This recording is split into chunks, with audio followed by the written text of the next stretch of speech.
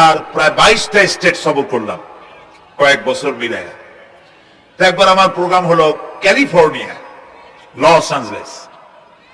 এখানে আমার 3 দিন প্রোগ্রাম। তারা একটা দিন আমাকে রাখলো সাইট সিন দেখার জন্য। আমাকে নিয়ে গেল লস অ্যাঞ্জেলেস থেকে সান দিয়েগো। সান দিয়েগো হচ্ছে প্যাসিফিক ওশানের পাশে। এইখানে আছে সি ওয়ার্ল্ড, অর্থাৎ সমুদ্রের মধ্যে যা কিছু আছে তা তারা সেখানে উঠায় রাখছে। বিশাল জায়গা, দেখতে অন্তত 4 দিন লাগে পুরো এলাকা দেখতে। আমার হাতে সময় 5 ঘন্টা। 5 ঘন্টা আমাকে দেখতে হবে। আমি বললাম গুরুত্বপূর্ণ জিনিসগুলি আমারে দেখাও। তো নিয়ে গেল। এই আপনাদের মাঠটা যত বড়, এরকম একটা বড় পুকুর। সেই পুকুরের মাঝখানে আছে একটা ওয়াল, আর ঠিক মাঝখানে আছে একটা মঞ্চ, আর 10,000 লোক বসতে পারে এরকম একটা গ্যালারি। ওরকম একটা গ্যালারিতে আমাকে বসালো টিকিট কাটায়। ওখানে মাছের খেলা দেখানো হবে। যারা খেলা দেখাবে তারা হাতে তুড়ি দিল, সঙ্গে সঙ্গে 2টি মাছ ওই পাশ থেকে তারা ভিতরে বড় গেট আছে, সেই গেট দিয়ে এপারে চলে আসলো। আমি লক্ষ্য করলাম খেলা যারা দেখাবে তাদের মুখের কথা, বাঁশির আওয়াজ, হাতের ইঙ্গিত মাছে বোঝে। মাছটার বুকটা সাদা, একদম সাদা, আর পেছনের দিকটা কালো। যখন উঁচু হয় তখন মনে হয় কোন সৌদি প্রিন্স হবে। কালো কাপড় গায়ে দেয় সাদা জামার উপরে, ঠিক ওরকম মনে হয়। তো যারা খেলা দেখাবে তারা এভাবে হাতে তালি দিল, মাছেও তার 2টি পাখা নিয়ে হাতে তালি দিল, ওয়েলকাম করলো দর্শকদেরকে। অনেকগুলি খেলা দেখালো এই মাছ। এক একটা খেলা দেখাইয়া যখন স্টেজের সামনে গিয়া মাছ হা করে, তখন বড় বড় বালতির ভিতরে ছোট ছোট মাছ আছে। এই মাছগুলি 2-3 বালতি তার মুখের মধ্যে ঢুকায় দেয়। আমার কাছে মনে হলো ওর গ্রাসটা এত বড় যে আমার মতো 12-14 জন বা 15-20 জন যদি ঢুকায়, তাহলে মাছে মনে করবে যে কোনো সেলাপুটি ঢুকছে। এর থেকে বেশি কিছু মনে করবে না। এত বড় মাছ, শ্যামু ফিশ বলা হয় ওটাকে।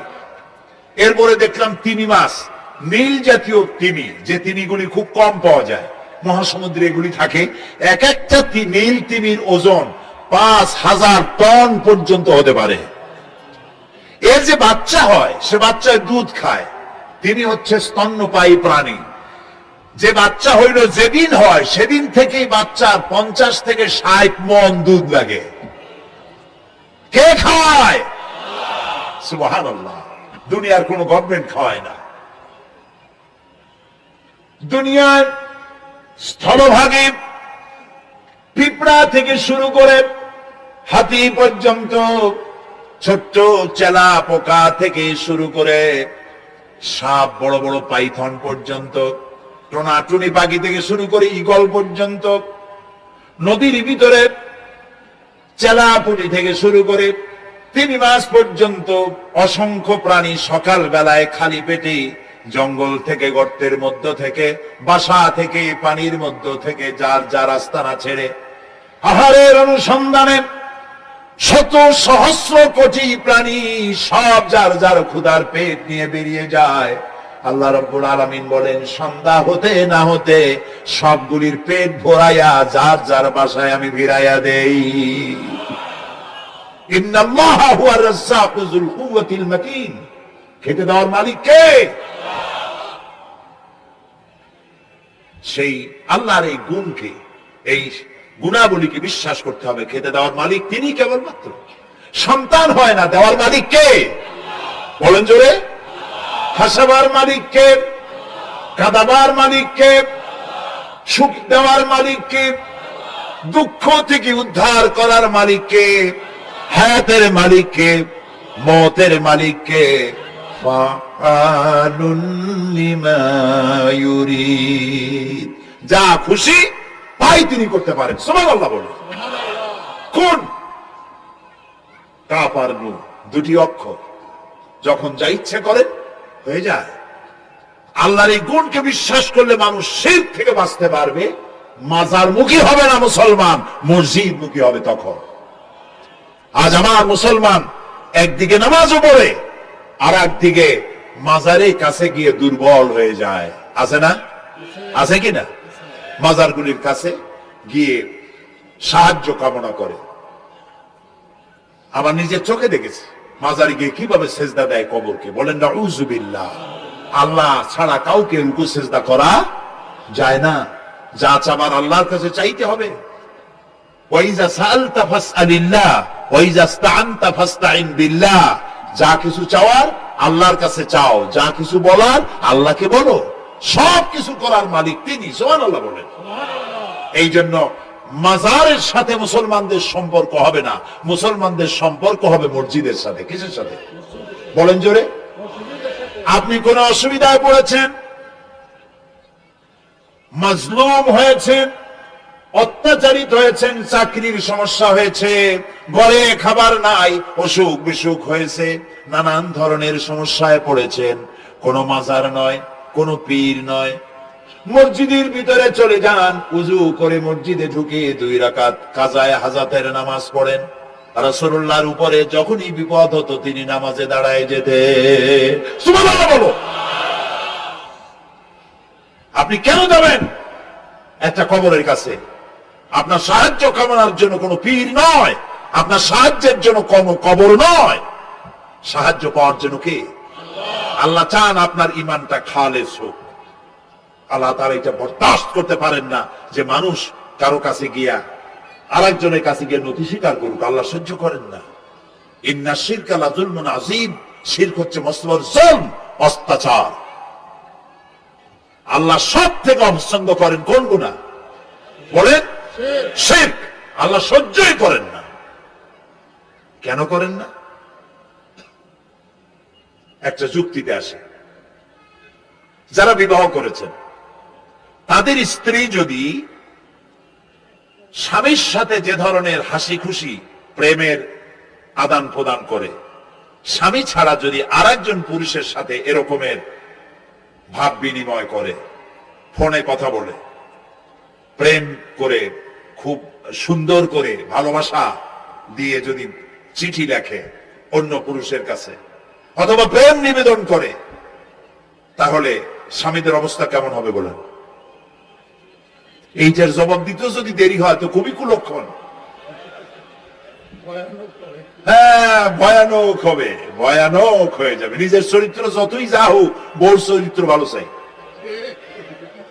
আচ্ছা বলেন তো, স্ত্রী আপনার সঙ্গে যেভাবে প্রেমের হাসি হাসে, প্রেম নিবেদন করে, ওই রকম আরেকটা পুরুষের কাছে সাথে করলে আপনার সহ্য হয় না কেন? আপনি স্ত্রীর উপরে আপনার অধিকারটা কতখানি, কি জন্যে? আপনার স্ত্রীর যে হাসি, যে মিষ্টি হাসি, যা আপনার প্রাণ কেড়ে নেয়, ওই হাসিতে আপনার কোন অবদান আছে বলেন? তার যে টানা টানা চোখ, সুন্দর ভ্রু, মাথায় অনেক লম্বা চুল, শরীরটা সুন্দর, যৌবন, রূপ, এর ভেতরে আপনার কোন অবদান আছে? হ্যাঁ আছে, একটু তো আছে। আপনি যে মুখ দিয়ে বউটা হাসে, সেই ঠোঁটে একটু লিপস্টিক লাগাইছেন। যে চোখের জন্য আপনি পাগল, সেই চোখে একটু কাজল লাগাইছেন। শরীরটাকে পেঁচাবার জন্য সুন্দর একটা শাড়ি কিনে দিছেন।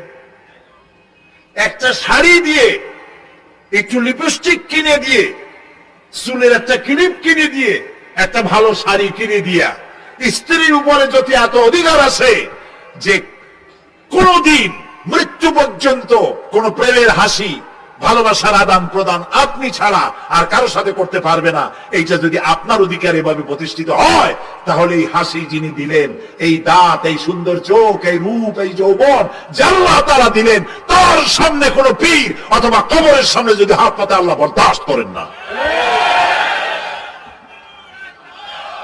কথা কি বুঝে আসছে? কথা বুঝে আসছে? আলহামদুলিল্লাহ বলেন। আলহামদুলিল্লাহ। বুঝলেই আমাদের কষ্ট সার্থক। আলহামদুলিল্লাহ বলুন। আমরা যেন আল্লাহরে চিনতে পারি, বুঝতে পারি। আমার বিশ্বাস করুন, কোরআন আমার সামনে, আল্লাহর কসম, কোন জীবিত পীর, কোন মৃত্যু পীর আমার ভাগ্যের ভালো বা মন্দ করার কোন অধিকার রাখে না, রাখে না, রাখে না। কোন পীর ফু দিয়ে আমার ভাগ্যকে ভালো বানাই দিতে পারবে না, পারবে না, এবং আমার একটা চুলও পাকাও করতে পারবে না। খাইরিহি ওয়া শাররিহি মিনাল্লাহি তাআলা। আমার ভালো আমার মন্দ করার একমাত্র মালিক কে? এক আঙ্গুল আকাশের দিকে উঁচু করে চিৎকার দিয়ে বলুন কে?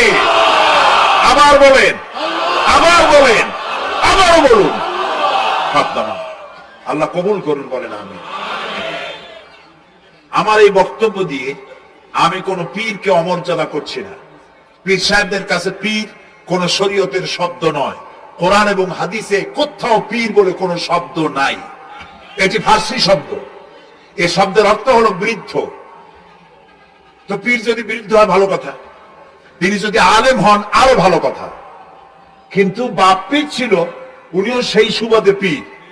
ইলেম নাই, তোনার নিজের কাছেই তো টর্চ নাই। আপনাকে অন্ধকারে উনিও ম্যানহোলের মধ্যে পড়বে, আপনারে নিয়ে পড়বে। আলেম হইতে হবে, পীর যদি হয় আলেম হইতে হবে, এক নম্বর কথা। দুই নম্বর কথা হলো তিনি ব্যবসায়ী হবেন না। ধর্মের নামে তিনি ব্যবসা করবেন না। তিনি মানুষকে হেদায়েতের পথ দেখাবেন। প্রয়োজনে জেলে যাবেন, প্রয়োজনে ফাঁসির মঞ্চে দাঁড়াবেন। তিনি নিজেকেই ইসলামের সব আমি করি, আর ইসলাম কারো কাছে নাই। যারা ইসলাম করলো 70-80 বছর ধরে, রাজনীতির পথ দেখালো, তারা ইসলামের দল না, ওনারটাই ইসলামের দল। এই ধরনের ফাজলামি বক্তব্য থেকে বিরত থাকতে হবে। এই ধরনের বেয়াদবিপূর্ণ বক্তব্য থেকে বিরত থাকতে হবে। আমার দোকানে খাঁটি ঘি পাওয়া যায়, আর কারো দোকানে খাঁটি ঘি পাওয়া যায় না। ইসলাম নিয়ে এই ধরনের মনোপলি বিজনেস করতে দেওয়া হবে না। প্রিয় ভাই সব, আমরা পীর সাহেবদের চিনি। পীর ছিলেন শাহজালাল রহমতুল্লাহ আলাইহি। সুবহানাল্লাহ। যুদ্ধ করা লাগে না, আজান দিয়েছেন, মূর্তির মাথা ভাঙ্গা চুর চুর হয়ে পড়ে গিয়েছে। গৌর গোবিন্দ পলায়া কুল পায় নাই। লোকেরা যায় তার মাজারে গিয়ে গজাল মাছ জিয়ারত করে আসে, কিন্তু তরবারিটা দেখে আসে না। দোধারি তরবারি এখনো আছে। সুবহানাল্লাহ বলেন। পীর ছিলেন হযরতে বাহাউদ্দিন নকশবন্দি, মুজাদ্দিদ আল ফিসানি রহমতুল্লাহ আলাইহি, বড় পীর আব্দুল কাদের জিলানী রহমতুল্লাহ আলাইহি, খাজা মুঈনুদ্দিন চিশতি রহমতুল্লাহ আলাইহি, শাহজাহান আলী রহমতুল্লাহ আলাইহি। কত ওলিউল্লাহর মাজার দিয়ে আমার দেশ ভরা, আলহামদুলিল্লাহ কর। আরে একদিকে মানুষকে মুরিদ বানায়া মুরিদের টাকা দিয়ে নিজেদের পকেট ভরেন নাই। ওনারা এরকম করতেন না, এরকম করতেন। আর রাসূলুল্লাহ বলেছেন এই রকমের হাতের মর্যাদা নাই, এই হাতের মর্যাদা। আমি পীর দেখছিলাম, বাইতুল শরীফের পীর হযরত শাহ আব্দুল জব্বার সাহেব, আল্লাহ তাআলা জান্নাতুল ফেরদাউসের মেহমান বানায়নি। এই বাংলাদেশে শত শত মসজিদ, মাদ্রাসার এতিমখানা তৈরি করে গেছেন। সুবহানাল্লাহ। বৃষ্টির মৌসুমে চট্টগ্রামের বাড়িটার 14 বছর মাদ্রাসায় ওয়াজিদিয়া চট্টগ্রামে 14 বছর বুখারী শরীফ পড়িয়েছেন। কি মানের আলেম, খালি পীর না। মুরিদরা যত টাকা দিত, এই টাকা দিয়ে বড় বড় মাদ্রাসা মসজিদ করেছেন। আর বৃষ্টির সময় সাথী সঙ্গে নিয়ে বস্তি এলাকায় যেতেন, পলিথিন দিয়া ছাওয়া, বাচ্চা আর তার স্বামী নিয়ে কাতরায় এক কোনায় বসে আছে, খাবার নাই, চাউল নাই, অসুস্থ, তাদের চাউল দিয়ে আসতেন, তাদের রান্না করার শাকসবজি দিয়ে আসতেন, ওষুধ দিয়ে আসতেন, হাড়ি পাতিল দিয়ে আসতেন। বন্যা হলে, তুফান হলে টাকা উজাড় করে যা মুরিদরা দিত সবগুলি উজাড় করে মানুষের খেদমত করতেন। সুবহানাল্লাহ। কাজেই যারা জামায় অনেকগুলো পকেট সমানে নিতে থাকে আর ভরতে থাকে এইভাবে করে, এই ব্যবসায়ীদেরকে পরিত্যাগ করতে হবে। পীর হয়েছে ওই সমস্ত লোক যারা নাকি ধর্মের নামে ব্যবসা করে না, বরং আল্লাহর দ্বীনকে প্রতিষ্ঠা করার জন্য কথা বলে। প্রিয় ভাই সব, আমাদের জেহেন সাফ করতে হবে, পরিষ্কার করে বুঝতে হবে আমার ভালো আমার মন্দ কে করতে পারে? সম্রাট শাহজাহান নাম শুনেছেন? কোথার বাদশা বলেন? দিল্লির সম্রাট। সম্রাট শাহজাহান পৃথিবী জোড়া নাম তার। কবি বলছেন, শাহনে জাহা কো জিনহে ফখর সে দেতে থে বাজ, ওয়াজ কবর মে হে সূরা আল-হামদু কি মুহতাজ। যে শাহজাহানকে কর দিয়া ট্যাক্স দিতে পারলে জনগণ নিজেদেরকে গৌরবান্বিত বলে মনে করত, সেই শাহজাহান কবরে শুয়ে আছে, সূরা ফাতিহার মুহতাজ হয়ে আছে। সুবহানাল্লাহ। যদি কেউ আমার কবরের কাছ থেকে হেঁটে যাইতো আর একটু সূরা ইখলাস পড়ে সবরেসানি করতো, আমি কিছু পাইতাম। আরে এই এতিম ফকির হয়ে শুয়ে আছে। এক ফকির দিল্লি ঘুরতেছে, একজন বলছে, ভাই তোমারে তো খয়রাত করে দেখতেছি আমি সেই ছোটবেলা থেকে, খালি তুমি খয়রাত করো। একটা জিনিস আপনারা মনে রাখবেন, গরিব, আজকে যারা গরিব পরিশ্রমের মধ্য দিয়ে কালকে তারা ধনী হতে পারে, কিন্তু যারা ভিক্ষুক, যারা ভিক্ষা করে, জিন্দেগিতে কোনোদিন তারা বড় হতে পারবে না। ভিক্ষা করা যাদের অভ্যাস, জীবনেও বাড়ি করতে পারবে না, জীবনেও ধনী হইতে পারবে না, কিন্তু গরিব ধনী হইতে পারবে। কারণ হলো আল্লাহর কাছে দুইটা বৈধ জিনিস অত্যন্ত ঘৃণিত। কয়টা? একটা হলো তালাক, আর একটা হলো ভিক্ষাবৃত্তি, মানুষের কাছে চাওয়া। আল্লাহ পছন্দ করেন না। তো ভিক্ষুক ঘুরতেছে, একটা লোক বলল, মিয়া তোমার তো সারা জীবনই খরচ করতে দেখি। খরচ করবো না, করবো কি? যার কাছে যাই সে দেয় 4 আনা 2 আনা 1 টাকা, এর বেশি তো দেয় না, তেদি আমি কেমনে বড় লোক হবো? কয়ে তুমি বাদশার চোখে দেখো না, বাদশার চোখে দেখো না? কয় বাদশার কাছে কি আমার মতো লোক যাইতে পারে নাকি? কল্লা যাইতে হবে, যাও। বাদশাহ একবার যাবা, এমন দেওয়া দেবে জীবনে আর তোমার খরচ করা লাগবে না। পাতি শিয়ালের পিছনে ঘুরে তো লাভ নাই, পাতি শিয়ালে খায় মুরগি, তোমার একটা ঠ্যাং দেবে, দাঁতের খেলালের কাজ হবে না। বাঘের পিছনে ঘোরো, বাঘে খায় গরু আর হরিণ, একটা রান দিলে তুমি 1 সপ্তাহ খাইতে পারবে। কাজে ঘুরতে গিয়েও বোঝা উচিত কার সাথে ঘুরি। তো বলছে বাদশার কাছে যাও। তো বাদশারে পাবো কই তো দেখলাম কেবল মসজিদে ঢুকলো। তারপরে ফকির গিয়ে দাঁড়ায় আছে বারান্দায়, দেখেছে উনি বাদশা ভেতরে বসে হাত তুলে আছে ভাবে, আর চোখ দিয়ে পানি পড়ে দাড়ি ভিজে ভিজে পড়তেছে। নামাজ শেষ করে, মোনাজাত শেষ করে বাদশা বেরিয়েছেন। কোন বাদশা? শাহজাহান। বাইরে আসার পর ফকির বলল, আসসালামু আলাইকুম বলে ফকির রওনা করছে। বাদশা বলে, দাঁড়াও, তুমি যে রওনা করলা, তোমার তো ভিক্ষুক মনে হয়, আর লোকেরা যারা ভিক্ষুক না তারাও তো আমার কাছে চায়, আর তুমি তো ভিক্ষুক, চাইলে না কেন কিছু? ভিক্ষুক বলে, জাহাবানা,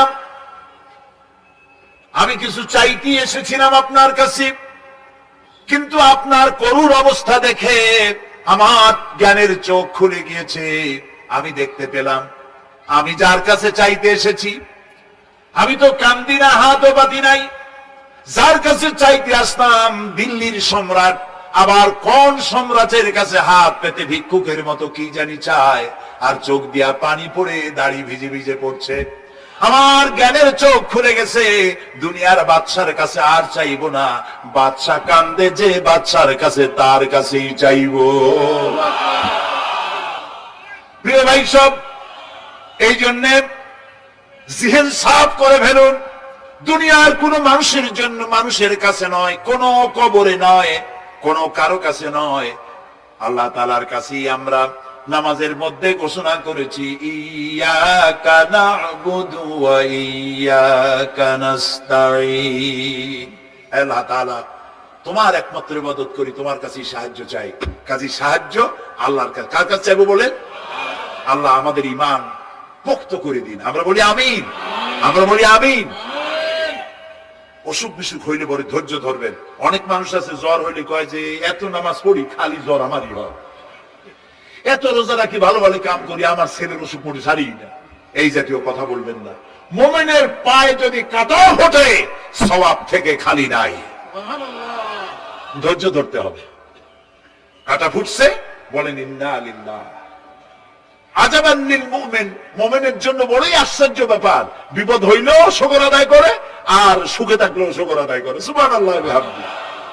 বিপদ আসলে সে বলে ইন্না লিল্লাহি, বলেন ইন্না লিল্লাহি ওয়া ইন্না ইলাইহি রাজিউন।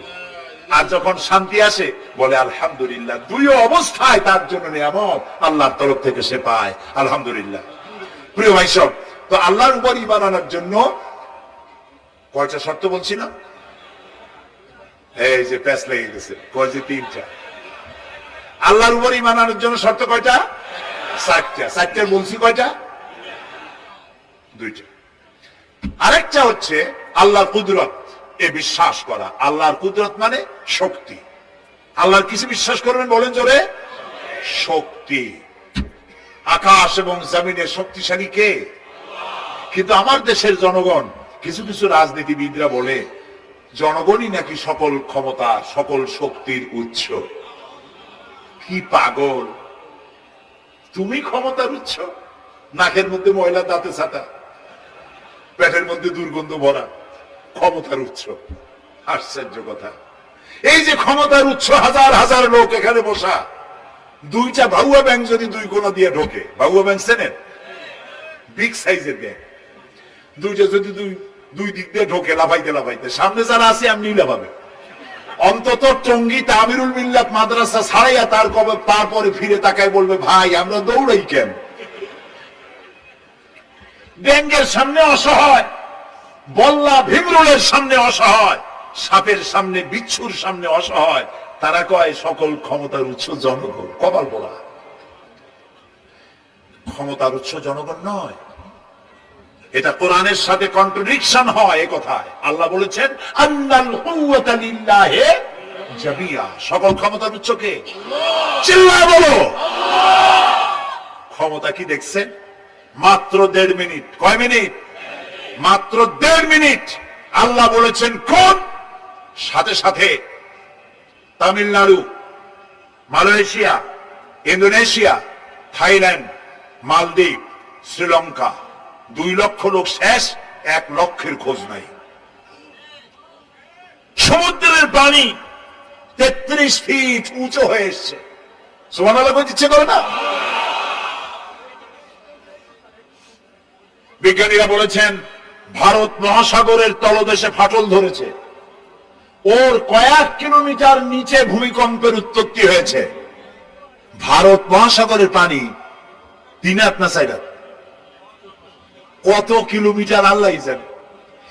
এই কয়েক কিলোমিটার নিচে যে মাটি, সেই মাটিরও কয়েক কিলোমিটার নিচে ভূমিকম্পের উৎপত্তি। এখান থেকে ভূমির কম্পন হয়েছে, সেই ভূমিকম্পে সমস্ত মহাসাগরের মধ্যে, ভারত মহাসাগরের মধ্যে জলকম্পন শুরু হয়েছে। পানির কম্পন, মাটির কম্পন একসাথে। 33 ফিট উঁচা, মানে 4 তলা বিল্ডিং এর মতো উঁচু হয়ে আসছে পানি। 4 তলা পরিমাণ উঁচু হয়ে পানি চলে আসছে। বাড়ি গাড়ি সব কিছু খড় কুটার ন্যায় সব উড়িয়ে দিয়েছে। এগুলোরে কপাল পোড়া নাস্তিক যেগুলি, তারা বলে প্রাকৃতিক দুর্যোগ। ওর বাপের মাথা। আচ্ছা, প্রাকৃতিক দুর্যোগ, প্রকৃতি কি? কোন জন্তুর নাম? প্রকৃতি কোন জন্তু জানোয়ারের নাম? প্রকৃতি নিজে চলে না কেউ তাকে চালায়? কে চালায়? কপাল পোড়ারা তা বুঝে না। বিশ্ববিদ্যালয়ের শিক্ষক হয়েছে তো, আল্লাহ দিয়ে আসি কোথায়? তবে সব খারাপ না, ভালো আছে আলহামদুলিল্লাহ। কিছু আছে কপাল পোড়া।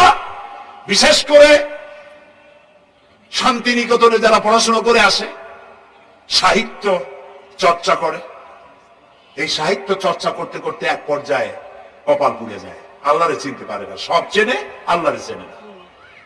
আল্লাহ এখন চিনাইতেছে ভালো করে।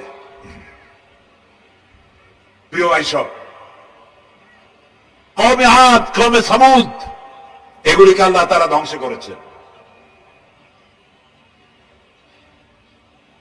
কিয়ামতের আগে এই যে 7টা আকাশ, এই আকাশ সম্পর্কে অবিশ্বাসীরা তারা বলেছে আকাশ বলতে কিছুই নেই, এটা নাকি অনেক দূরে, তাই নীলে নীলে দেখা যায়। কি কপাল পোড়া, চিন্তা করেন, নীলে নীলে দেখা যায়। এই আকাশ মহাশূন্য। এই আকাশগুলিতে, আকাশ কয়টা? কয়টা স্তর? 7টা। এগুলি কাতাইয়ে সিজিল্লিল কুতুব। কোরআনে কারিমে আল্লাহ তাআলা বলেছেন কিতাবের পৃষ্ঠার মতো কিয়ামতের আগে একটার পর একটা ঠাস ঠাস করে পড়বে, ভেঙে চুরে চুরমার হয়ে যাবে। ওয়াইদাল বিহারু ফুজ্জিরাত, আল্লাহ তাআলা বলছেন ইদাস সামাউ ফাতারাত ওয়াইদাল কাওয়াকিবু ইনতাসারাত ওয়াইদাল বিহারু ফুজ্জিরাত। আকাশের তারকাসমূহ বিক্ষিপ্ত হয়ে পড়বে।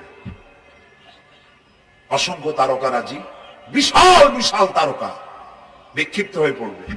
চন্দ্র সূর্য একটার সাথে আরেকটা ধাক্কা লেগে চাঁদ আর সূর্য আলো হারিয়ে ফেলবে, একাকার হয়ে যাবে। পাহাড়গুলো উঁচু করে আল্লাহ তাআলা জমিনের উপর আছাড় মারবেন, কাল ইহনিল মানফুস, তুলার মতো উড়ে চলে যাবে। সুবহানাল্লাহ বলবো না? কত বড় শক্তি আল্লাহ পাকের। ওয়াইদাল বিহারু ফুজ্জিরাত, সমুদ্র সমূহ বিদীর্ণ হয়ে যাবে। সমুদ্রে যত পানি আছে সমস্ত পানিগুলি নিঃশ্বসিত হয়ে যাবে মাটির তলায়, এবং সেখানে অগ্নুৎপত্তি হবে। কোরআনে কারীমে আল্লাহ বলে দিয়েছেন গোটা সমুদ্রগুলিতে আগুন জ্বলতে থাকবে। এগুলি কিয়ামতের আলামত। আল্লাহ পাকের অফুরন্ত মেহেরবানি। এই যে কানের কাছ দিয়ে গুলিটা চলে গেছে, কানে লাগে নাই, বাড়ির কাছ থেকে কিয়ামত হয়ে গেল, বাংলাদেশে আল্লাহ বাঁচাই দিলেন। সুবহানাল্লাহ বলো, আলহামদুলিল্লাহ বলেন। আমাদের প্রতিবেশী দেশগুলিতে যেভাবে আঘাত লাগছে, ওর 1000 ভাগের 1 ভাগের আঘাত কয়েক সেকেন্ড যদি বাংলাদেশে হতো, আমাদের সব অপরিকল্পিত শহর, রাজুক পারমিশন দিয়েছে 3 তলার, করা হয়েছে 7 তলা। এইভাবে অপরিকল্পিত যত বিল্ডিং আছে এগুলি পচা সিমেন্ট দিয়ে, পচা ইট দিয়ে তৈরি করা হয়েছে। 2-3 সেকেন্ডের ভূমিকম্প যথেষ্ট এই শহর লন্ডভন্ড করে দেওয়ার। অসংখ্য মানুষ মারা যাবে, অসংখ্য বাড়ি ঘর শেষ হয়ে যাবে। এদেরকে রেস্কিউ করার মতো মডার্ন ইকুইপমেন্টস গভর্নমেন্টের কাছে নাই। এই জন্য আল্লাহর কাছে সেজদা দিয়া গুনাহ তওবা করতে হবে, আল্লাহ আমাদের মাফ করে দাও, আমার এই গরিব দেশটাকে কিয়ামত পর্যন্ত এই গজব থেকে বাঁচাও। প্রিয় ভাই সব, আল্লাহ তাআলার ক্ষমতার ওয়াজ আমি আজ করতে পারবো না, অনেক লম্বা হয়ে যাবে। কারণ আমাকে 3টা পুঁজির কথা তো কমসে কম বলতেই হবে, অল্প করে হলেও। শুনবেন তো? আল্লাহ তৌফিক দিক, বলেন আমিন। আল্লাহ তাআলার ক্ষমতায় বিশ্বাস করা, তার প্রচন্ড ক্ষমতা, যা খুশি তাই বলেন করতে পারেন। মরাকে জিন্দা, জিন্দাকে মারতে পারেন, মরুভূমিতে ফুল ফুটাতে পারেন। সুবহানাল্লাহ, যা খুশি তাই করতে পারেন। এই শক্তি সহকারে আল্লাহকে বিশ্বাস করতে হবে। 4র্থ নম্বরে আল্লাহর হুকুম এবং হাকাম, আদেশ নিষেধ। আমি আল্লাহরে বিশ্বাস করি, এই কথার কোনো দাম নাই যদি তার আদেশ না মানি। এই কথার কোনো দাম নাই যদি তার নিষেধকে আমি আমার জীবনে প্রত্যাহার না করে চলতে পারি। মুসলমান বলে দাবি করার কোনো মূল্য নেই। একদিকে নামাজ পড়ি, আর একদিকে ওজনে কম দেই, খাদ্যে ভেজাল দেই, বেপরদা করি, মিথ্যা কথা বলা হয়, ওজনে কম দেয়, খাদ্যে ভেজাল দেয়, জমিনের আইল ছাড়ে, আমানতের খেয়ানত করে, আল্লাহর হুকুম মানা হলো না, রাসূলের আদেশ মানা হলো না। আল্লাহর উপর ঈমান আনার জন্য 4র্থ শর্ত হচ্ছে আল্লাহ যা বলেছেন মাথা নত করে মেনে নিতে হবে, বলতে হবে সামি'না ওয়া আতা'না। বলেন সামি'না ওয়া আতা'না, শুনলাম আর মেনে নিলাম। বলেন তো জোরে, শুনলাম আর মেনে নিলাম। সুবহানাল্লাহ বলেন। মুমিনেরা এই প্রশ্নই করবে না মদ হারাম কেন, মুমিনেরা এই প্রশ্নই করবে না জুয়া হারাম কেন, মুমিনেরা এই প্রশ্নই করবে না জেনা হারাম কেন। একটাই জবাব, মদ হারাম কেন? আল্লাহ হারাম করেছেন তাই হারাম। জেনা হারাম কেন? আমার আল্লাহ হারাম করেছেন তাই হারাম। জুয়া হারাম কেন? আমার আল্লাহ হারাম করেছেন তাই হারাম। কোন যুক্তি নাই। যুক্তির, আল্লাহর নিষিদ্ধ জিনিসে যুক্তি তালাশ করে কেবলমাত্র শয়তান। আল্লাহর আদেশ নিষেধে যুক্তি তালাশ করে কে? শয়তান। মুমিনের কাজ হলো সামি'না, বলেন, ওয়া আতা'না, শুনলাম আর মানলাম, বাস, শেষ কথা, খালাস। এই গেল 4টি শর্ত পুরো হয়ে গেল। এই 4টি শর্ত যদি পূরণ করতে পারি তাহলে আল্লাহরে বিশ্বাস করছি এটা প্রমাণিত হবে, এটা জাস্টিফাই হবে, এটা সত্যতা প্রমাণ হবে যদি আল্লাহ হুকুম মতো।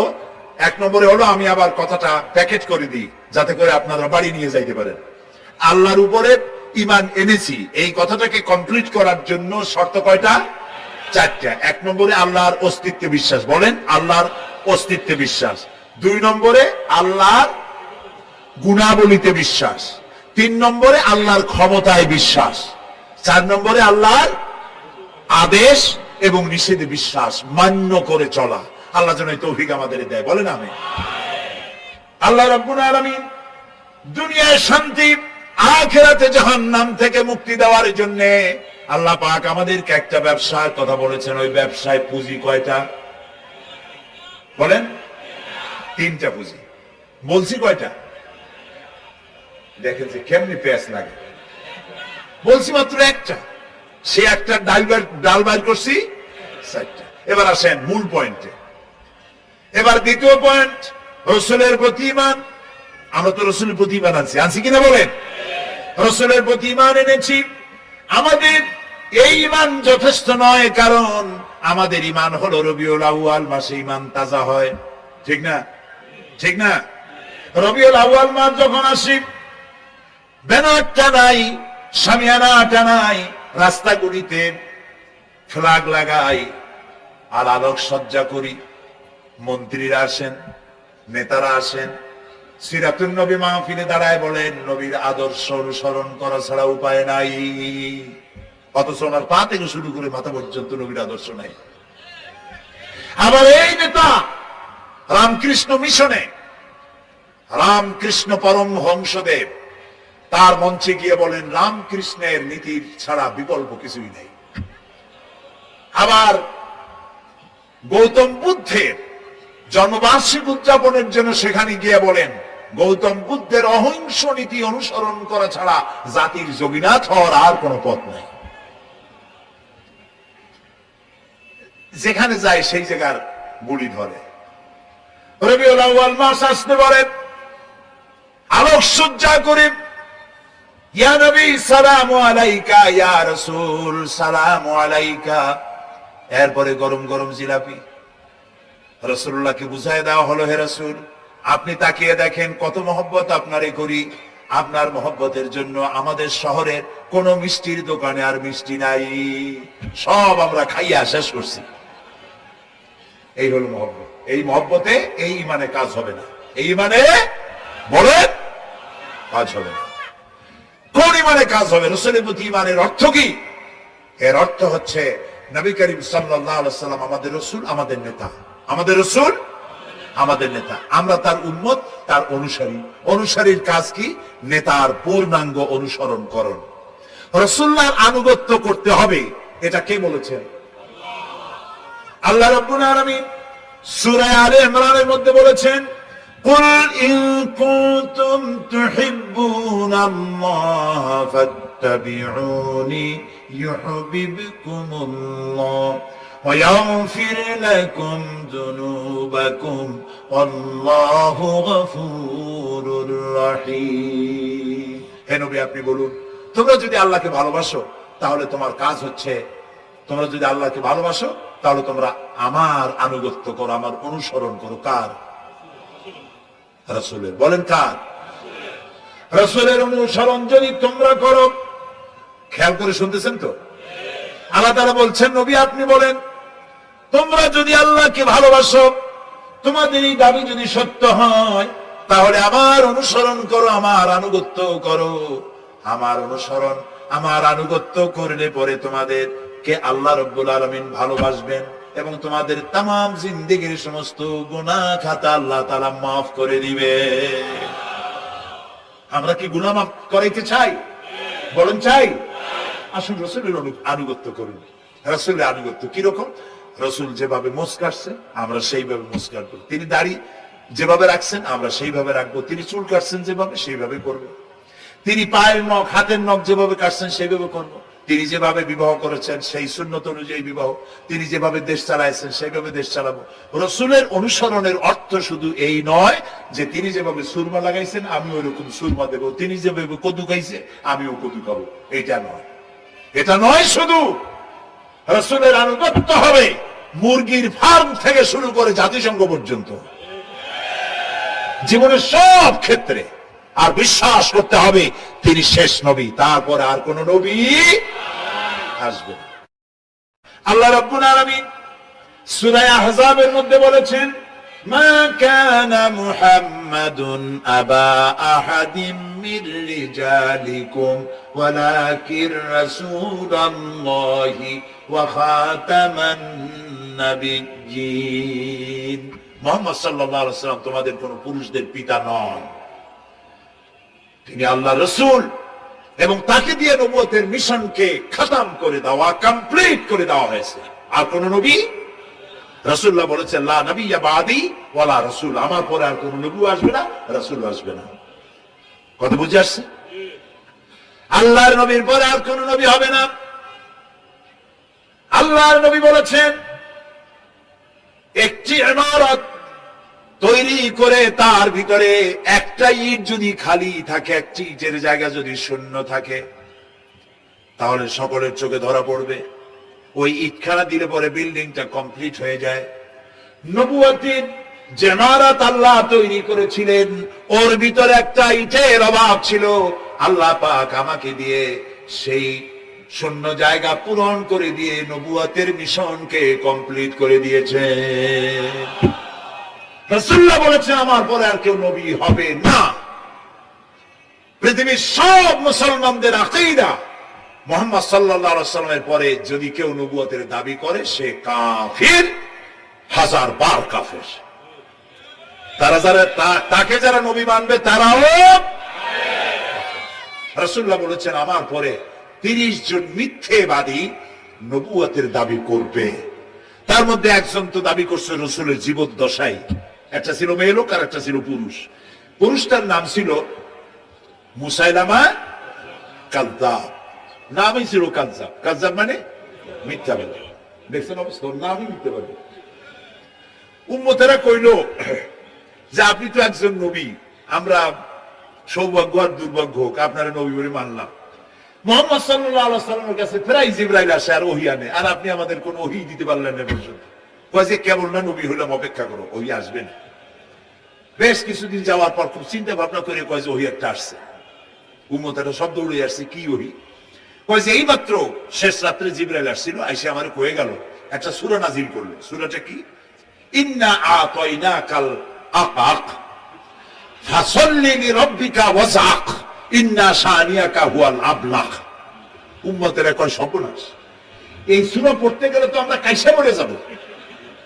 এর অর্থ তো খুব বিকায়দা। কি সূরা নাজিল হলো আপনার উপরে? ইন্না আতাইনাকাল আকাক মানে আমি তোমাকে হুতুম পেশা দান করেছি, সুতরাং তুমি তোমার প্রভুর উদ্দেশ্যে নামাজ পড়ো আর চিৎকার মারো, কারণ তোমার শত্রুরা সাদা এবং কালো বর্ণের। আমরা তো আগামাথা কিছু বুঝলাম না, কি হই? আচ্ছা ঠিক আছে, পয়গম্বর মুহাম্মদ সাল্লাল্লাহু আলাইহি সাল্লামকে তার উম্মতেরা নিয়ে যায় তাদের বাগানে, মাঝে মধ্যে নিয়ে যায়। নিলে পরে যে কুয়ায় পানি থাকে না, শূন্য কুয়া পানিতে ভরে যায়। যে গাছতলা দিয়ে তিনি হেঁটে যান, যে খেজুর গাছে খেজুর নাই, সেই গাছতলা দিয়ে রাসূল হেঁটে গেলেন, গাছে ফল ধরে যায়। আপনি তো এরকম কিছু দেখাইতে পারেন না। তোমরা তো আমার নেও না, চলো না যাই। নিয়ে গেছে, যাইয়া দেখে যে কুয়ার পাড় দিয়ে যায়, যে কুয়ায় পানি থাকে তা থাকে না, শুকায় যায়। যে গাছ তলায় দিয়ে যায় ওই গাছে খর্ম থাকলে সাথে সাথে খর্মগুলি জ্বলে যায়। উম্মতের কয় কি একটা কপাল পড়া নবী পাইলাম ভাগে। আল্লাহ তারে শেষ করছে দুনিয়া থেকে, জাহান্নামে চলে গেছে। সেই মহিলাটাও গেছে, সেও গেছে। রাসূলুল্লাহ বলেছেন এইরকম 30 জন মিথ্যাবাদী নবুয়তের দাবি করবে কিয়ামতের আগ পর্যন্ত। গোলাম মোহাম্মদ কাদিয়ানী, এ হলো ইতিহাসে আমরা যত পাই তার পর্যন্ত 28 জন হয়েছে। মুহাম্মদ সাল্লাল্লাহু আলাইহি ওয়াসাল্লামের ইন্তেকালের পর ওকে নিয়ে হয়েছে 28 জন। কয়জন হইল? বাকি আছে কয়জন? তাই বলে কিয়ামত যে এই 2 জন হইলি আগামী বছর বা 5-6 বছর মধ্যে কিয়ামত হবে ওইটা চিন্তা করেন না। এই পৃথিবীতে একটা লোক আল্লাহ শব্দ উচ্চারণ করার যদি থাকে, কিয়ামত সে পর্যন্ত হবে না। সুতরাং বহুত দেরি আছে কিয়ামতে। তবে ওর মতো আরো শয়তান 2 জন আসবে। গোলাম মোহাম্মদ কাদিয়ানী বলল আমি পয়গম্বর, আমি নবী, আমার উপরে ওহী আসে। তো তার সঙ্গে ওই যুগের বড় আলেম মাওলানা আতাউল্লাহ শাহ বুখারী রাহমাতুল্লাহ আলাইহি, তিনি বললেন আচ্ছা তুমি যে নবুয়তের দাবি করো, এই শক্তি তুমি পাও কই? কয় যে আমার শক্তি তো কোরআন, কোরআনের মধ্যেই আছে আমার কথা। কোথায়? কয় সূরা সফের মধ্যে আছে, ইয়াতি মিন বাদি ইসমুহু আহমদ। ঈসা আলাইহিস সালাম আমার ব্যাপারে ফোরকাস্ট করেছেন, ভবিষ্যৎবাণী দিয়েছেন যে আমার পরে একজন আসবে, তার নাম হবে আহমদ। আমি তো সেই আহমদ। মাওলানা বুখারী বলছেন বেকুব, ঈসা আলাইহিস সালাম যার কথা বলেছেন তার নাম, ঈসা আলাইহিস সালাম যার কথা বলেছেন তার নাম হলো ফকাত আহমদ। আর তোমার নাম হলো গোলাম আহমদ। তাহলে এতে করে বোঝা যায় ঈসা আলাইহিস সালাম যার কথা বলেছেন তুমি সেই আহমদের গোলাম, তো তুমি নবুয়তের দাবি করো কেন? গোলাম আহমদ কয় যে হুজুর আমার নামের আগে গোলাম বৈশা একটু সমস্যা হয়েছে, ঠিক গোলামটারে যদি বাদ দেই তাহলে তার আপনি আপত্তি করতে পারেন না আমি আহমদ থাকি আর আপনি আমার উম্মত হয়ে যান। আমি আমার কথা ঈসা আলাইহিস সালাম বলেছেন। মাওলানা বুখারী বলছেন দেখো তোমার ফতোয়া অনুযায়ী তুমি বলছো নামের প্রথম অংশ বাদ দিয়া শেষের অংশ নিয়ে তোমার উপর ঈমান আনতে, তাহলে আমি আমার নাম আতা আল্লাহ, তোমার ফতোয়া অনুযায়ী আমার নামের প্রথম অংশ বাদ দিলাম, আতা গেছে, থাকছে আল্লাহ। আর আল্লাহ হয়ে বলছি তোর মতো গাধারে আমি নবুয়ত দেই নেই। এরপর এই শয়তানের মৌত হলো কোথায় বলেন? কোথায়? পায়খানার ভিতরে। এই কাদিয়ানীরা, গোলাম আহমদ কাদিয়ানী কাফের, ওরে যারা নবী বলে মানে তারাও কাফের। প্রিয় ভাই সব, পৃথিবীর 48টি মুসলিম দেশ কাদিয়ানীদেরকে নন মুসলিম মাইনরিটি হিসেবে ঘোষণা দিয়েছে রাষ্ট্রীয়ভাবে। সৌদি গভর্নমেন্ট আইন পাশ করেছে কিয়ামত পর্যন্ত কাদিয়ানীরা মক্কা মদিনায় প্রবেশ করতে পারবে না। বিগত 100 বছরের ভিতরে কোন কাদিয়ানী মক্কা মদিনায় ঢুকতে পারে নাই। আজকে বাংলাদেশে খতমে নবুয়তের আন্দোলন নতুন কিছু নয়, দীর্ঘদিন থেকেই উপমহাদেশে খতমে নবুয়তের আন্দোলন চলছে। এই আন্দোলন চলবে যতদিন পর্যন্ত সরকারের পক্ষ থেকে তাদেরকে নন মুসলিম মাইনরিটি ঘোষণা না করা হচ্ছে, আন্দোলন চলবেই। এদের লাশ রাস্তায় ফেলাই দিবা আর 14 কোটি মুসলমান তাকিয়ে তাকিয়ে দেখবে, তা বিশ্বাস করো না। খতমে নবুয়তের আন্দোলন যারা করেন এই জাতির 14 কোটি মুসলমানের সমর্থন তাদের পেছনে রয়েছে। কাজী তাদের ব্যাপারে উচ্চবাচ্য কথা বলতে গিয়ে ব্যারিস্টার হন, আইনজীবী হন, যেই হন, খতমে নবুয়তের আন্দোলন যারা করে তাদের ব্যাপারে কথা বলতে গিয়ে মুখ সামনে কথা বলবেন। এদেশের মানুষ শহীদ হয়ে যাবে, কাদিয়ানীদেরকে বরদাস্ত করবে না। আমাদের দেশে হিন্দু, থামুন, আমাদের দেশে হিন্দু, খ্রিস্টান, বৌদ্ধ আমাদের দেশের নাগরিক অধিকার ভোগ করে না? আমাদের সমান নাগরিক অধিকার তারা ভোগ করে। কাদিয়ানীরাও হিন্দু খ্রিস্টানদের মতো নন মুসলিম মাইনরিটি হিসেবে এদেশে বসবাস করে নাগরিক সুবিধা ভোগ করবেন, কোনো অসুবিধা নাই। কিন্তু আপনি মুসলমান বলে দাবি করবেন না, শেষ নবী মানবেন না, আমরা এই ব্যাপারে কিয়ামত পর্যন্ত আপোষ করব না। কেবলমাত্র মূর্খ, দালাল, হারামখোর তারা এই কাদিয়ানীদের পক্ষ অবলম্বন করতে পারে, ইমানদারেরা পারে না।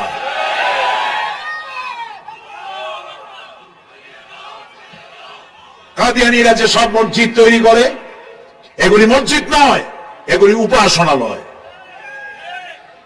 হিন্দুদের মন্দিরকে যেভাবে আমরা সম্মান করি ওদের উপাসনালয়কে সম্মান করি।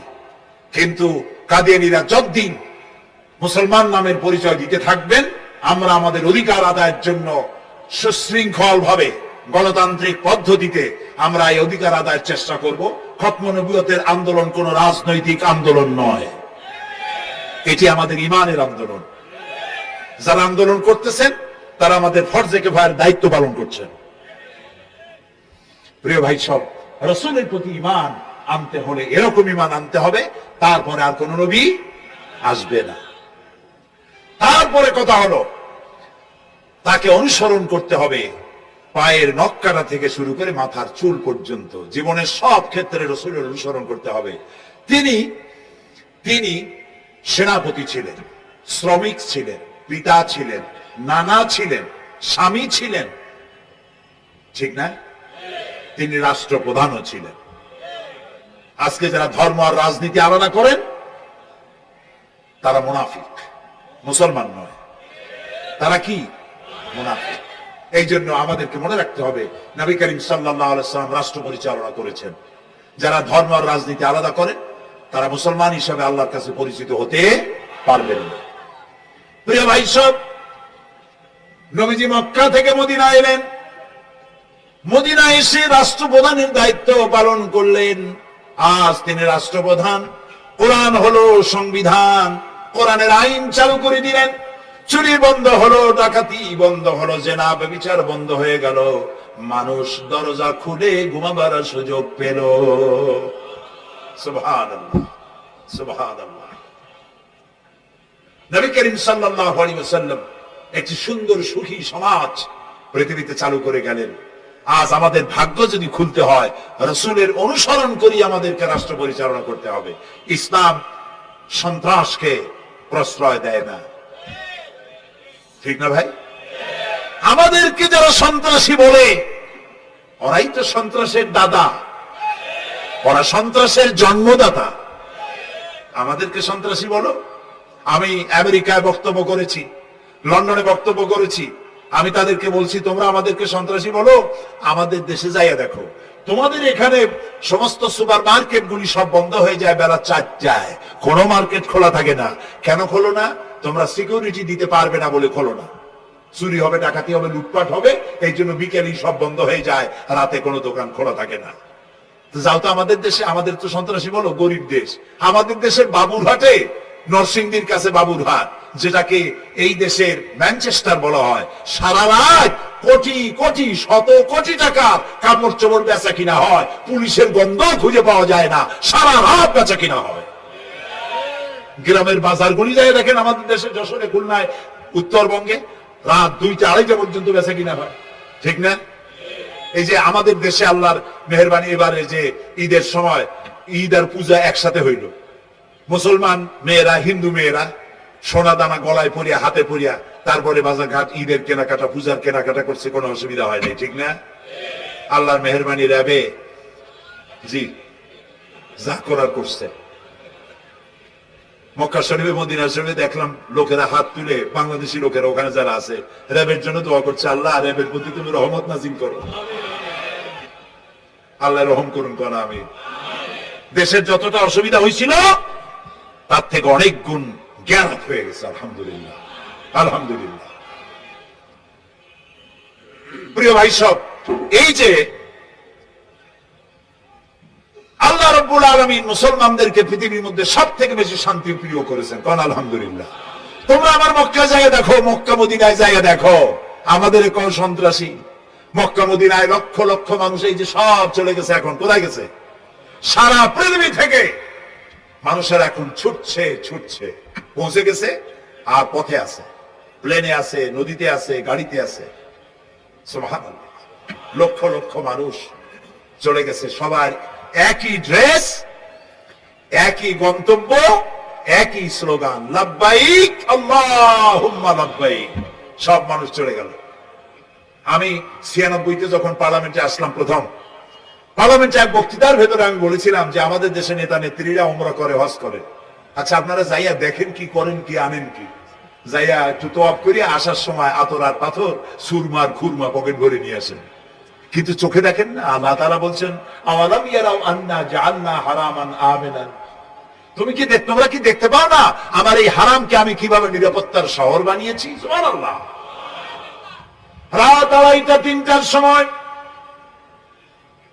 চাঁদের মতো সুন্দরী যুবতী মেয়ে একাকিনী, কোন পুরুষ সঙ্গী ছাড়া, নিজের ডেরা, নিজের তাবু ফেলে কাবা শরীফের ভিতরে এসে গেল।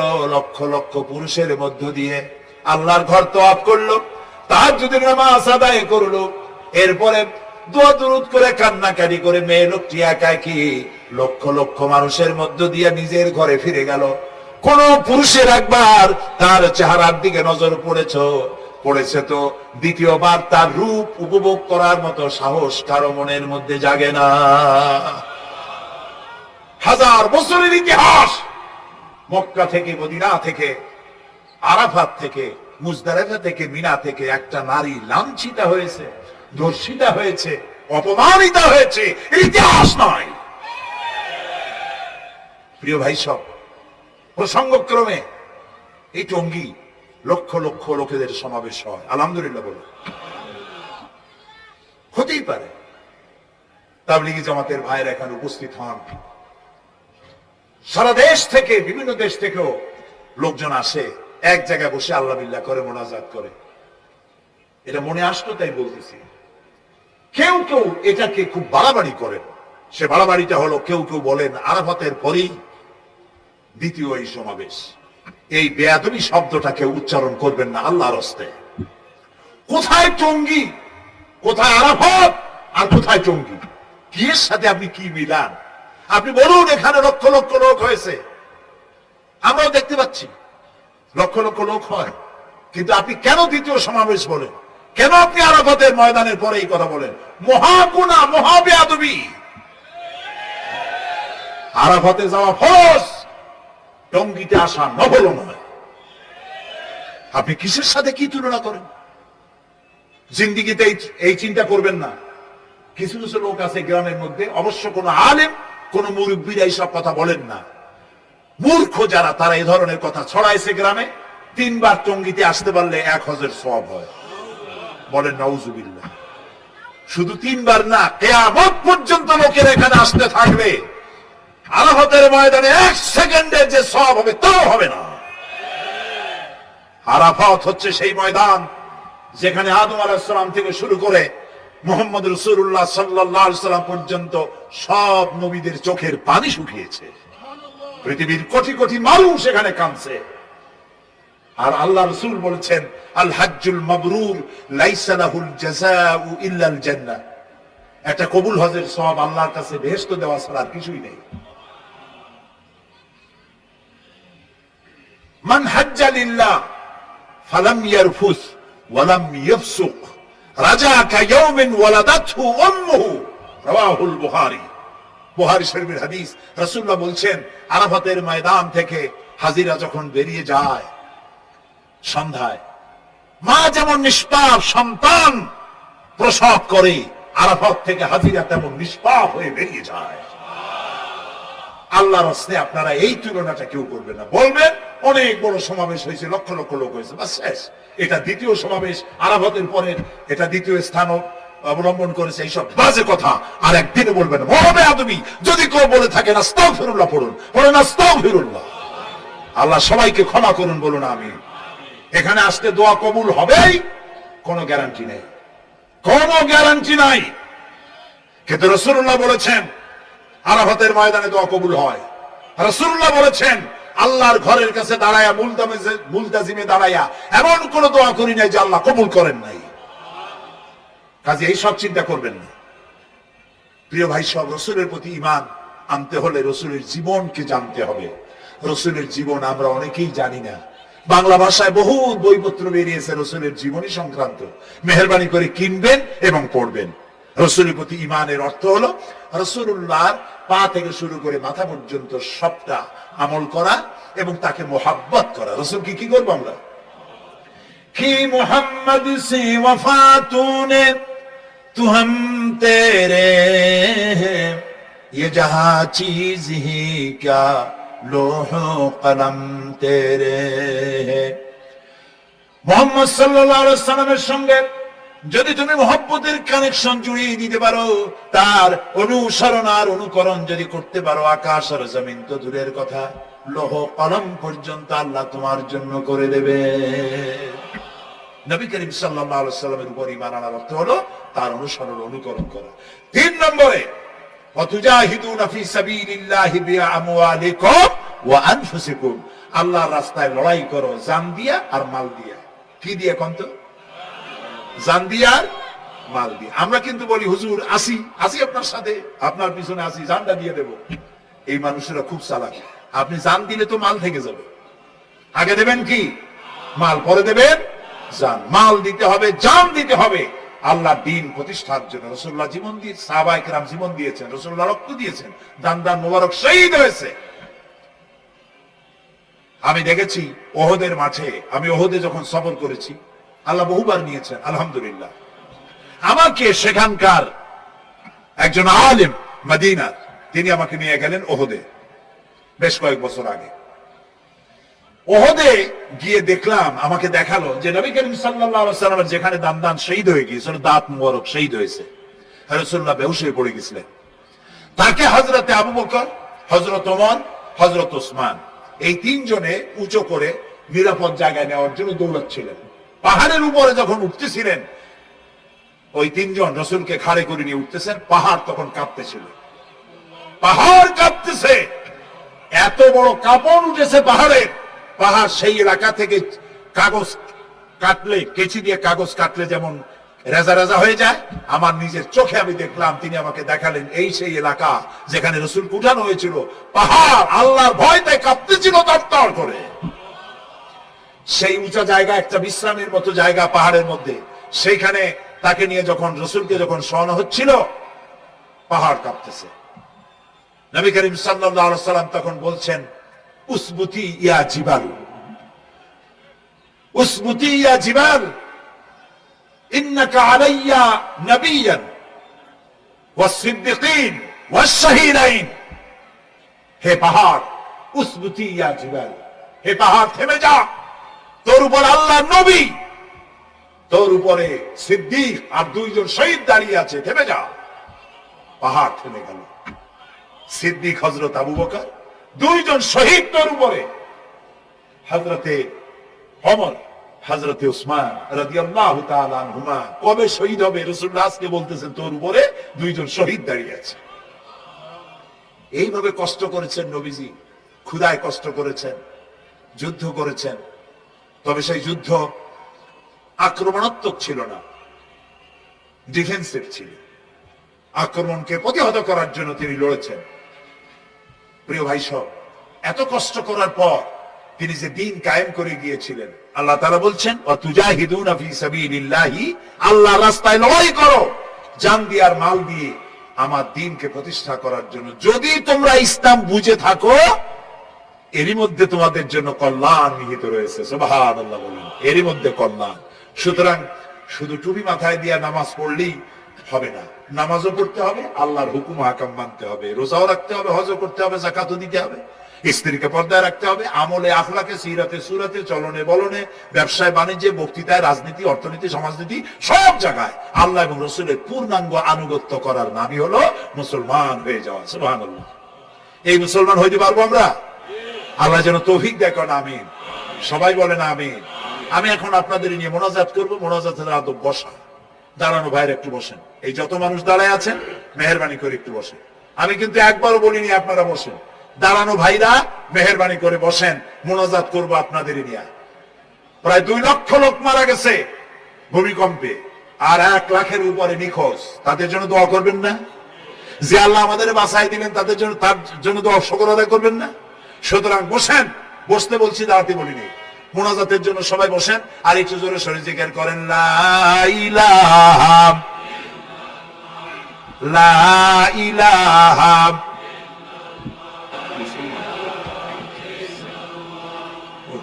শেষ হয়ে গেছে।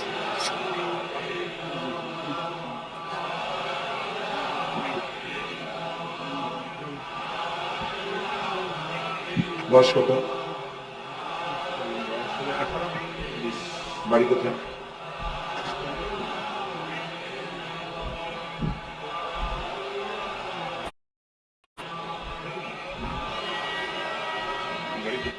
একটু জোরে, লা ইলাহা। এভিডেন্স করছো? বসো বসো।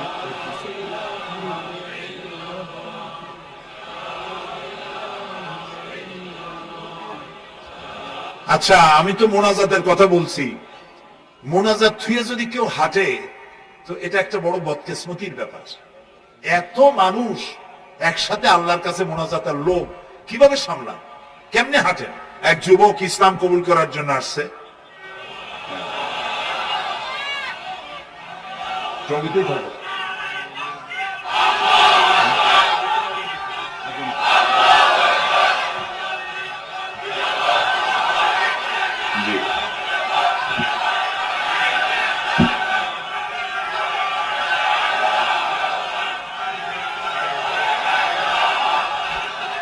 এই ছেলেটি বাড়ি হলো বগুড়ায়, থাকে উত্তরায়। এই ছেলের বাপের নাম শ্রী সুধীর চন্দ্র সরকার, আর তার নাম হলো চঞ্চল কুমার সরকার। বর্তমান নাম পছন্দ করেছে বশির উদ্দিন। বলো লা ইলাহা লা ইলাহা ইল্লাল্লাহু ইল্লাল্লাহু মুহাম্মাদুর মুহাম্মাদুর রাসূলুল্লাহ। রাসূলুল্লাহ। আল্লাহ ছাড়া আল্লাহ ছাড়া কোনো ইলাহ নাই, কোনো ইলাহ নাই, মাবুদ নাই, মাবুদ নাই, উপাস্য নাই। উপাস্য নাই। মুহাম্মদ মুহাম্মদ সাল্লাল্লাহু সাল্লাল্লাহু আলাইহি ওয়াসাল্লাম আলাইহি ওয়াসাল্লাম আল্লাহর আল্লাহর প্রেরিত প্রেরিত রাসূল। রাসূল।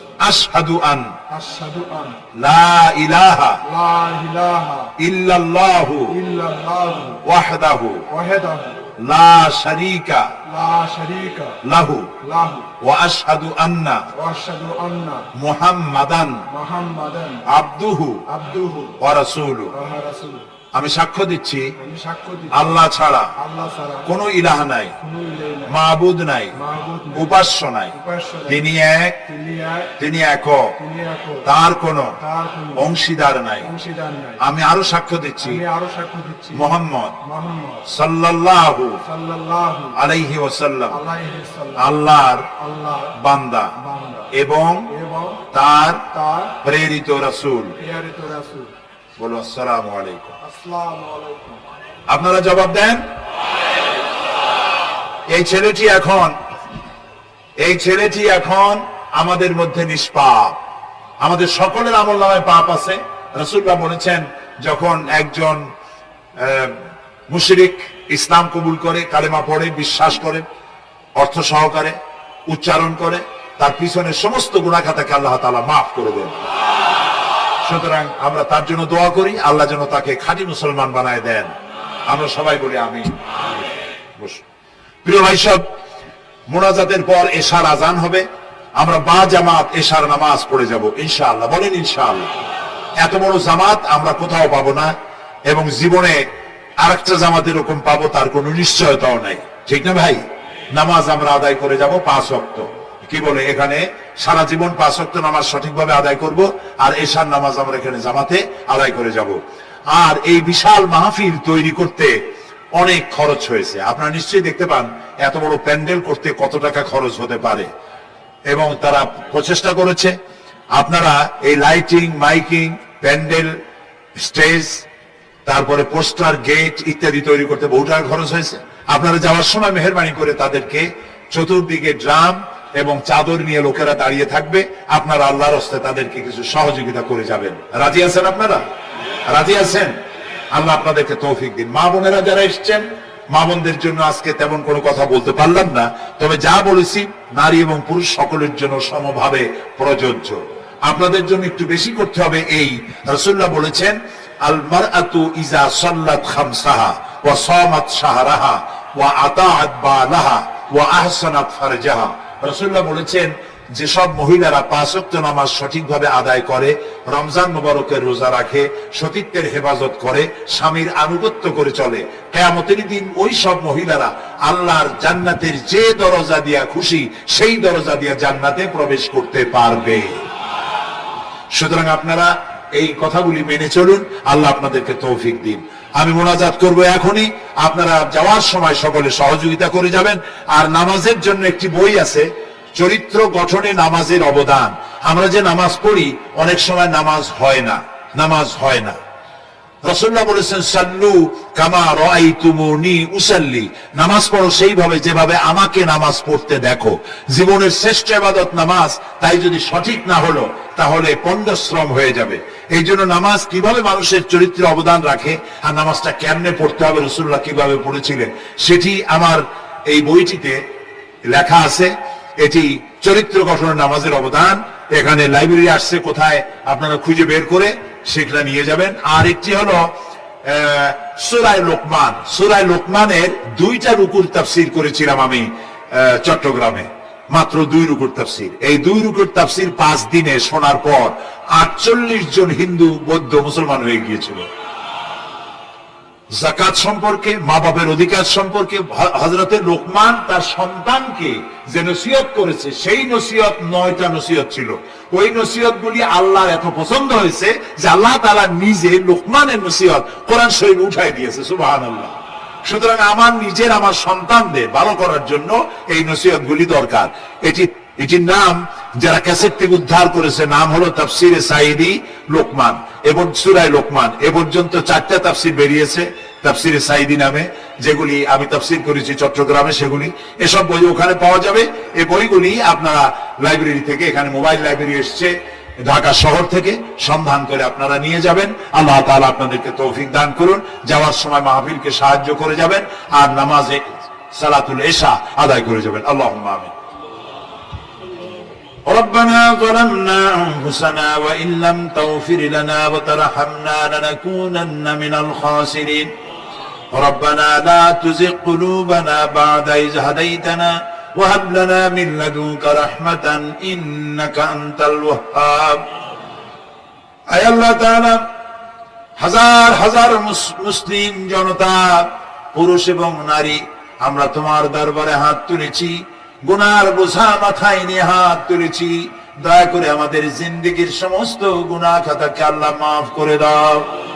আয় আল্লাহ তাআলা, আমাদের মধ্য থেকে আমাদের মা বাপ যাদের দুনিয়া থেকে বিদায় হয়ে গেল, কবরগুলিকে জান্নাতের টুকরায় পরিণত করে দাও। রব্বির হামহুমা কামা রব্বায়ানি সগীরা। সবাই পড়েন রব্বির হামহুমা কামা রব্বায়ানি সগীরা। আয় আল্লাহ তাআলা, तमाम পৃথিবীতে আজ মুসলমানেরা বড়ই বিপদে আছে। আয় আল্লাহ তাআলা, বিপদগ্রস্ত মুসলমানদেরকে তুমি সাহায্য করো রব্বুল আলামিন।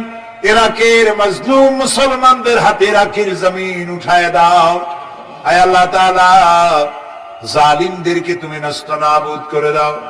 আল্লাহ তাআলা, বাংলাদেশ আমাদের প্রিয় জন্মভূমি, এই দেশের উপরে তোমার খাস রহমত নাজিল করো। আয় আল্লাহ তাআলা, ভূমিকম্পে আশেপাশের দেশগুলির মারাত্মক ক্ষতি হয়ে গেল। আল্লাহ তাআলা, তুমি আমাদেরকে দয়া করে বাঁচাই দিয়েছো। কিয়ামত পর্যন্ত আসমান আর জমিনের সব মুসিবত থেকে আমাদের দেশকে তুমি হেফাজত করো রব্বুল আলামিন। আমাদের স্ত্রী পুত্র পরিজন যাদেরকে তুমি দান করেছো, সবগুলিকে দিনদার, ইমানদার, নামাজি মুসলমান বানাইয়া দাও। আয় আল্লাহ তাআলা, এই মাহফিলের আয়োজন যারা করেছেন, কষ্ট করেছেন, পয়সা দিয়েছেন এবং দেবেন, সকলকে আল্লাহ তাআলা ঈমানে কামিল সকলকে দিয়ে দাও। আমাদেরকে তোমার মকবুল বান্দাদের মধ্যে শামিল করে নাও।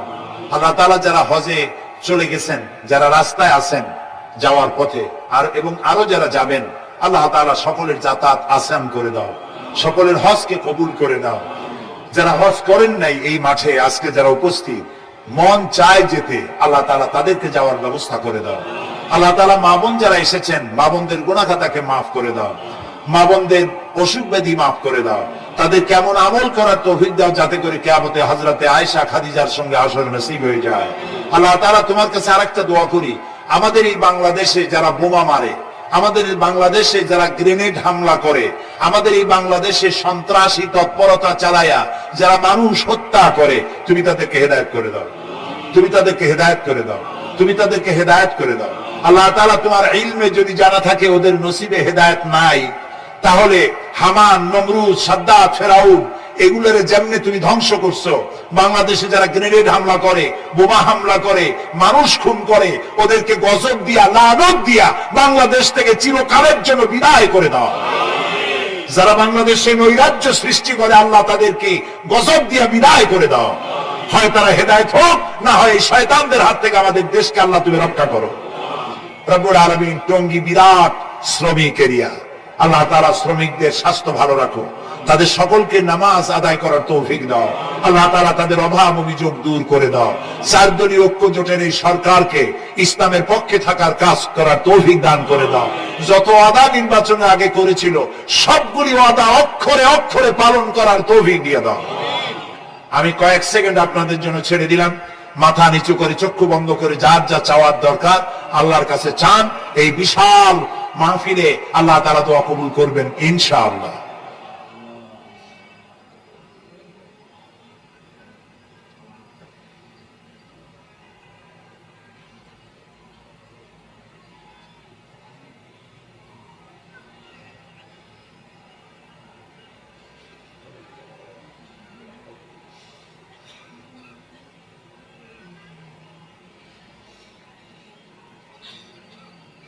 আয় আল্লাহ, তোমার আরশে আজিম থেকে তুমি দয়া করে তোমার রহমতের নজর দিয়ে টঙ্গীর এই মাঠের দিকে তাকাও আল্লাহ তাআলা। আমরা কোন পীর বুজুর্গ খাজা বাবা অথবা দুনিয়ার কোন শক্তির কাছে রাজা বাদশার কাছে হাত তুলি নাই, বিশাল আকাশের মালিকের কাছে হাত তুলেছি, আমাদের রবের কাছে হাত তুলেছি।